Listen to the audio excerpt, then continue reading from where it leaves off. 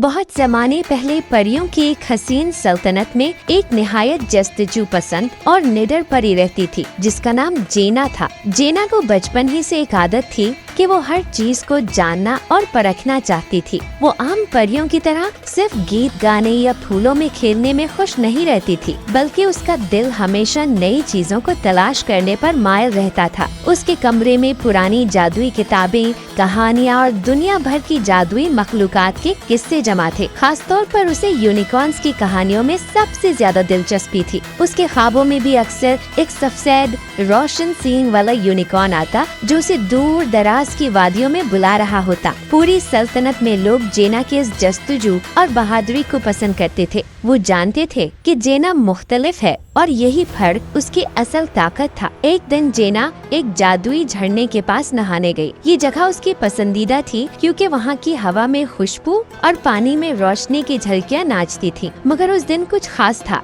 जैसे ही वो झरने के करीब पहुंची, उसने एक तरफ घने दरख्तों के पीछे से एक चमकदार दरवाजा देखा। ये दरवाजा किसी जादुई पर्दे की तरह लग रहा था जो हल्की हवा के साथ लरज रहा था। जेना की आंखें हैरत से बड़ी हो गई और आहिस्ता आहिस्ता उस दरवाजे के अंदर दाखिल हुई। अंदर कदम रखते ही उसने खुद को एक ऐसी वादी में पाया जो उसने कभी देखी ही न थी। आसमान गुलाबी और सुनहरी रोशनी में नहा रहा था। फूलों के पत्ते खुद ब खुद गुनगुना रहे थे और दरख्तों पर लगे फल ऐसे लग रहे थे जैसे कीमती मोती हों। ये मंजर देखकर जेना का दिल धड़कने लगा। वो सोचने लगी, क्या ये वही जादुई वादी है जिसके बारे में पुरानी किताबों में लिखा है। वादी में चलते चलते अचानक उसकी नजर एक अजीब मंजर पर पड़ी। एक बड़े जंगल के बीच में एक खूबसूरत यूनिकॉर्न जाली के अंदर कैद था। उसका जिस्म बर्फ की तरह सफेद, आंखें नीले समुंदर जैसी गहरी और उसका सींग ऐसे चमक रहा था जैसे उस पर पूरी कायनात की रोशनी कैद हो। जेना के दिल तड़प उठा।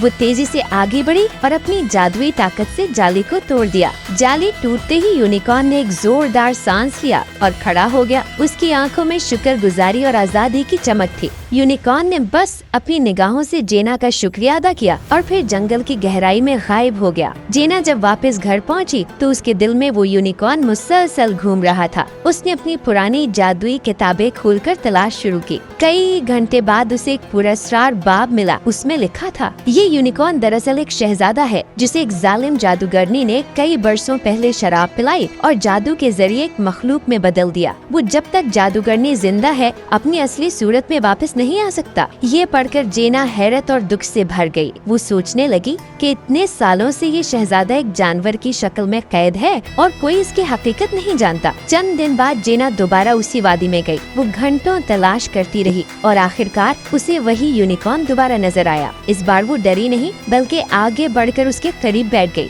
यूनिकॉर्न की आंखों में एक अजीब सा सुकून और कुर्बत का एहसास था। जेना ने आहिस्ता से कहा, मैं तुम्हें तुम्हारी असल सूरत में वापस लाऊंगी, ये मेरा वादा है। यूनिकॉर्न ने जैसे सर हिलाया और उसके करीब खड़ा हो गया। इस लम्हे जेना के दिल में एक अनोखी मोहब्बत ने जन्म लिया, ऐसी मोहब्बत जिसे अल्फाज में बयान करना मुश्किल था। जेना ने किताबों में मजीद खोज लगाई तो उसे मालूम हुआ कि जादूगरनी को शिकस्त देना आसान नहीं है। उसके पास अंधेरों की फौज थी। वो आग और तूफानों को काबू कर सकती थी, मगर अगर कोई दिल से सच्चा और बहादुर हो तो उसकी रोशनी उसके काले जादू को तोड़ सकती है। उसने अपनी जादुई कमान, रोशनी वाले तीर और सितारों का हार लिया और सफर पर निकल पड़ी। रास्ते में उसे बुलंद पहाड़ मिले जहाँ बर्फानी तूफान ने उसे रोकने की कोशिश की। एक झील के किनारे काला ड्रैगन खड़ा था, मगर जेना ने अपनी चमकदार रोशनी से उसे पीछे हटा दिया। कई दिनों की भूख, प्यास और थकान के बावजूद वो नहीं रुकी। आखिरकार वो एक स्याह पहाड़ के दामन में पहुंची जहाँ जादूगरनी का कला था। कले की दीवारें धुएं और साये से बनी थी और ऊपर आसमान पर काले बादल गरज रहे थे। जेना ने हिम्मत बांधी और कले के अंदर दाखिल हुई। वहाँ एक हॉल में जादूगरनी उसका इंतजार कर रही थी। उसकी आंखें आग की तरह जल रही थीं और हाथों में बिजली की लपटें थीं। तू वही है जिसने मेरे यूनिकॉर्न को आजाद किया? जादूगरनी गुर्राई। जेना ने मजबूत लहजे में कहा, वो तुम्हारा यूनिकॉर्न नहीं, वो एक शहजादा है और मैं उसे आजाद कराऊंगी। फिर एक बड़ी लड़ाई शुरू हुई। जादूगरनी ने आग के शोले बरसाए अंधेरों की जंजीरें फेंकी और जमीन को लर्जा दिया, मगर जेना ने अपने रोशन तीर से एक एक वार को तोड़ा। उसके सितारों वाले हार ने रोशनी फैलाई जो किले की दीवारों को कमजोर करने लगी। आखिरकार जब जादूगरनी ने एक आखिरी काला तूफान बनाया तो जेना ने अपनी पूरी ताकत से एक रोशन तीर चलाया। तीर सीधा जादूगरनी के दिल में लगा और वो चीख के साथ राख में बदल गई। जैसे ही जादूगरनी गिरी, कला टूटने लगा और वादी में रोशनी फैल गई। उसी लम्हे यूनिकॉर्न के जिस्म से एक सुनहरी रोशनी फूटी और वो आहिस्ता आहिस्ता एक खूबसूरत इंसानी शहजादे में बदल गया। शहजादा लंबा, वजीह और रोशनी आंखों वाला था। वो घुटनों के बल बैठकर जेना का शुक्रिया अदा करने लगा। तुमने मुझे वो दिया है जो मैंने बरसों पहले खो दिया था, मेरी जिंदगी, मेरी आजादी। वक्त गुजरता गया और जेना और शहजादा एक दूसरे के करीब आते गए। दोनों के दिलों में मोहब्बत खिलने लगी। शहजादा अक्सर कहता, तुम सिर्फ मेरी निजात दहिंदा नहीं बल्कि मेरी जिंदगी की सबसे कीमती रोशनी हो। आखिरकार उन्होंने फैसला किया कि वो शादी करेंगे। शादी जादुई वादी में हुई जहाँ फूलों ने खुद ब खुद गुलाब की बारिश की, परिंदों ने नगमे गाए और पूरी वादी रोशनी में नहा गई। परियों की सल्तनत और शहजादे की रियासत दोनों के लोग जमा हुए और एक अजीम जश्न मनाया। शादी के बाद जेना और शहजादा वादी में रहने लगे। वो अपनी मोहब्बत और बहादुरी से सल्तनतों को जोड़ने लगे। वादी अब हमेशा रोशनी और खुशबू से भरी रहती थी क्योंकि वहाँ सिर्फ जादू ही नहीं बल्कि सच्ची मोहब्बत का पहरा था। यूं जेना ने साबित किया कि जस्तजू, हिम्मत और मोहब्बत मिलकर किसी भी अंधेरे को शिकस्त दे सकते हैं। और यूनिकॉर्न की कहानी हमेशा के लिए ऐसी मोहब्बत की अलामत बन गई जिसे जमाने कभी न मिटा सके। Our hearts beat to the city streets. We began to feel the fire.